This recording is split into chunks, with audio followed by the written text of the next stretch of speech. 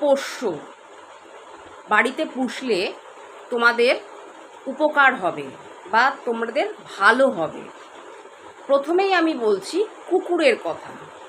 এটা অনেকেই পুষে থাকে।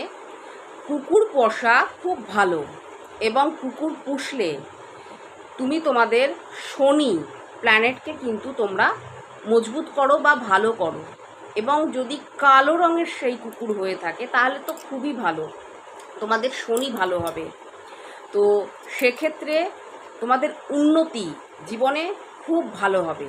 এবং এই কুকুর যখন ঘেউ ঘেউ করে ডাকে ঘরের মধ্যে, সেই ঘরের থেকে রাহু কেতু দূর হয়ে যায়। রাহু কেতু এই কুকুরের যে ঘেউ ঘেউ শব্দ, সেই শব্দ কিন্তু সহ্য করতে পারে না।